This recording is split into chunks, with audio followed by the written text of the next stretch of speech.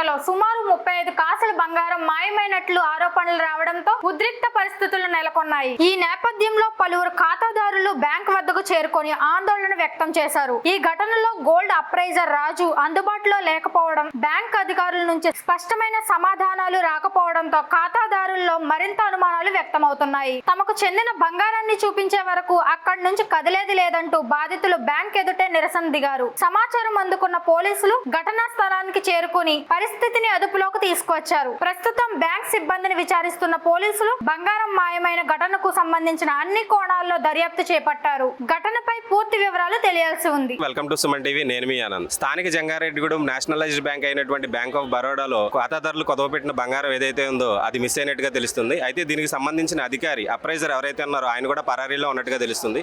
అయితే గడిచిన శుక్రవారం ఈ విషయం బయటికి రావడం జరిగింది.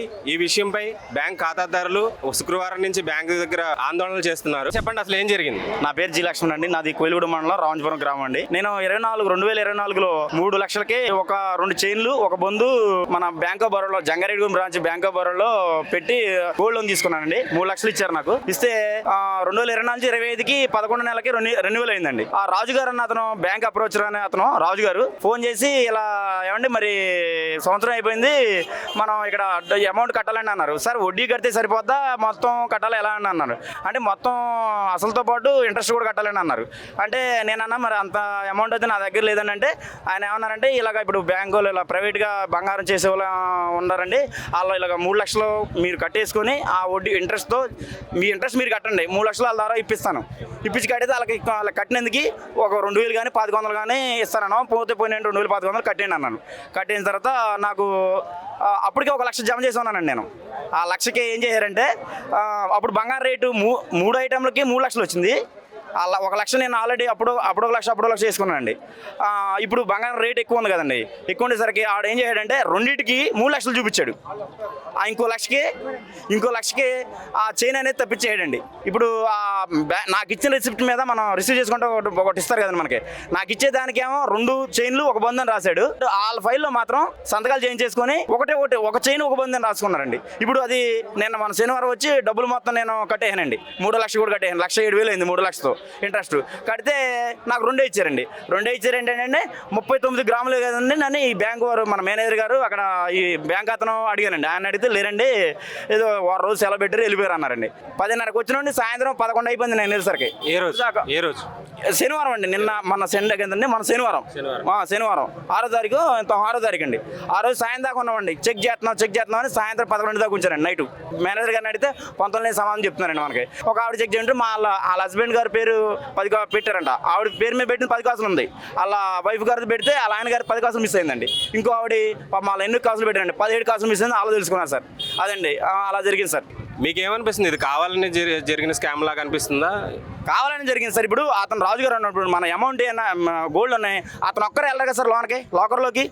అవునండి, మేము బ్యాంక్ మాకు కావాలి సార్ అంటే 1 గంట పడుతుందండి, అందరూ వెళ్ళి తీసుకురావాలి, టైం పడుతుందండి, అవి చూడాలి ఇవి చూడాలి అన్నారు. మరి ఒకళ్ళ వల్ల అయ్యేది కదా సార్. దీంట్లో ఇంకా మిగతా వాళ్ళు కూడా ఉన్నాయి సార్. ఒక అతను మన లాయర్ గారు ఏదో ఈ బ్యాంకుల ద్వారా చేస్తారంటే అతను వచ్చి అతను ఇష్టసరంగా మాట్లాడతాను, నువ్వు సైన్ చేస్తావు, ఇక్కడ ఒకటి ఉంది, నువ్వు సైన్ చేసి నీకు మాట్లాడతాను, నీకు అర్హత లేదని ఒక లాయర్ గారు జంగారెడ్డి బ్యాంకులు మొత్తానికి ఉంటాడండి, పట్టుకుంటాడండి. బ్యాంక్ లీగల్ అడ్వైజర్ అతను కూడా మాట్లాడుతుంది సార్, నీకు సంబంధం ఏంటి అని అంటున్నాడు సార్. అతను కూడా ఉండుంటాడు సార్ నాకు తెలిసి.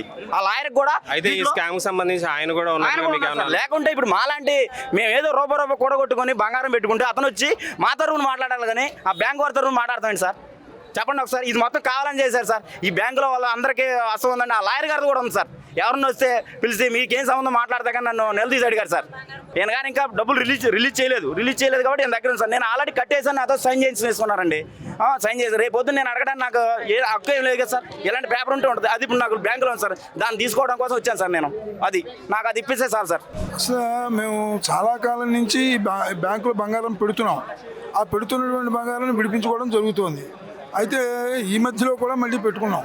కానీ ఈ వివరం ఇంత విపరీతంగా ఉందనేటువంటి విశేషంగా తెలియడానికి మాకు నిన్నటిదాకా తెలియదు. నిన్న గమ్మున తెలిసేటప్పటికి నిన్న ఆదివారం అయింది, ఎక్కడికి రాలేకపోయాం. వేళ పొద్దున వచ్చేప్పటికి జనం అంతా గుమిగూడిపోయారు.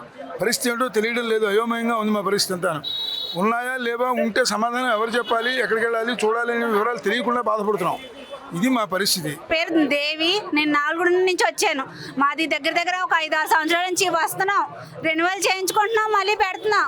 మా బంగారం చూస్తున్నాం, అన్ని బాగానే ఉంది. ఈ మళ్ళీ మాది టైం కూడా అయిపోయిందండి. రెన్యువల్ చేయించుకుందామని డబ్బులు లేక పంట డబ్బులు పడితే చేయించుకుందామని వస్తున్నాం. అంతలోకి ఈ న్యూస్ తెలిసిందండి. మా అత్తయ్య గారికి కూడా బీపీ బాగా డౌన్ అయిపోయి పడిపోయిందండి రాత్రి. ఈ న్యూస్ మీరు ఎంత బంగారం కుదవ పెట్టారు? దగ్గర దగ్గర 10 కాసులు ఉందండి. మాది కాదు, మా ఆడబడుసుది, మా పెద్ద అత్తయ్య గారిది, మా పెద్దమ్మ గారిది కూడా తెచ్చి అవసరం కొద్దీ పెట్టుకున్నామండి. మీరు బ్యాంక్ మేనేజర్ని అడిగారా? ఇంకా కలవలేదండి అసలు. మమ్మల్ని టోకెన్ ఇచ్చి నుంచోండి అని అంటున్నారు. ఇంకా టోకెన్ లో పంపించలేదు. దగ్గర దగ్గర 22 కాసులు ఉంది. 22 కాసుల బంగారం ఉంది. మాకు ఏ సమాధానం ఇక్కడ టోకెన్ లో నుంచోండి, ఒక్కొక్కరిని పంపిస్తామని అంటున్నారు. అబ్బాయి అన్నట్టు ఆపరేషన్ లోపలికి వెళ్ళడానికి హక్కు అధికారం ఉందా? అసలు ఉండదు కదా. మరి అసలు బ్యాంక్ మేనేజర్ దగ్గర ఫాల్ట్. ఇప్పుడు వెళ్ళిపోయింది, మరి రాజుది కాదు కదా. బ్యాంక్ మేనేజర్ ఏం చేస్తాడు లోపలికి వచ్చింది? బ్యాంక్ మేనేజర్ ఏం చేస్తాడు? అతను సంబంధం లేకుండా ఎలా అవుతుంది? లోపలికి ఎలా లేకుండా అసలు ఎలా అయ్యాడు? ఇప్పుడు ఎంతమంది ఎంత ఇబ్బంది పడుతున్నారు అతని వల్ల, బ్యాంక్ మేనేజర్ వల్ల. బ్యాంక్ మేనేజ్మెంటే ఫాల్ట్ ఫస్ట్. 25వ తారీఖు పెట్టామ్మా. మళ్ళీ ఒకసారి చెక్ చేయించుకుందాం, ఎందుకైనా మంచిది. చెల్లి గాజులు కూడా ఉన్నాయండి. మరి అయ్యేందులో ఎందుకు రాశాడో కనుక్కోవాలి కదా. మరి కనుక్కుని వస్తే మరి టోకెన్లు ఇస్తున్నారు ఇక్కడ. మరి ఏ టైం అవుతుందో తెలియదండి. 100 టోకెన్లు ఇచ్చి ఆపేశారంట. మళ్ళీ 100 అయిన తర్వాత 100 ఇస్తారంటండి. మీరు ఏమంటారు ఇప్పుడు? మీకు ఏ విధమైన న్యాయం కావాలి? బ్యాంక్ మామూలుగా వస్తువులు ఉన్నాయో చూపించాలి సార్ ముందు. లేకపోతే కనుక వాళ్ళే బాధ్యత వహించాలండి. బంగారం పెట్టామండి. ఇంట్లో ఉంటే దొంగల భయం అని 10 కాసులు బంగారం పెట్టి 2,05,000 పట్టుకెళ్ళాను మా పిల్లడు ఫీజు కోసం. నేను ఇక్కడ కూడా సెక్యూరిటీ లేకపోతే అలాగండి. ఇంట్లో ఉంటే దొంగలని ఇక్కడ పెట్టాను. మా ఆయన గారు కూడా లేరండి. ఎన్నాళ్ళ నుంచి బంగారం మీరు కొదవ పెట్టడం జరుగుతుంది బ్యాంక్ లో? అంటే ఇప్పుడు రీసెంట్ గా పెట్టానండి, 2 నెలలు అయింది. అంతకు ముందు గాజులు పెట్టానండి, ఇడిపించేసుకున్నాను. ఇప్పుడు 15 ఏళ్ళ నుంచి వాడుతున్నామండి బ్యాంక్. ఇప్పుడు వరకు ఏది లేదులే కానండి, ఇప్పుడు అలాగ అయ్యింది. కొత్త తీసుకొచ్చి ఒక విజిలెన్స్ టీం రావాలండి. ఆ టీం వచ్చి చేపించాలి. ఫ్రాడ్ చేసిన లోపల పెట్టి ఎలా చేపిస్తారు? వాళ్ళ పక్కన నుంచి పెట్టి చేపించాలి. నా పేరు లేగల వెంకట దొరగారావు. ఈ ఇష్యూ జరిగిందని పొద్దున్నే వచ్చా. టోకెన్లు ఇచ్చారు, నా ఐటెం చూపించారు, అన్నీ ఉన్నాయి. కాబట్టి ఏం ఇబ్బంది ఏమీ లేదు. చూపిస్తున్నారు దానికి తీవ్రంగా. చూస్తున్నారుగా బ్యాంక్ ఖాతాదారుల యొక్క ఆవేదన. నేషనలైజ్డ్ బ్యాంకుల్లోనే ఇటువంటి సెక్యూరిటీ లోపాలు ఉంటే కనుక ఇంకా ప్రజలు ఎవరినైతే నమ్మాలనే ఆలోచనలు, సంశయాత్మకమైన ఆలోచనలో ప్రజలు ఇక్కడ ఎంతోసేపటి నుంచి వేచి చూడడం జరుగుతుంది.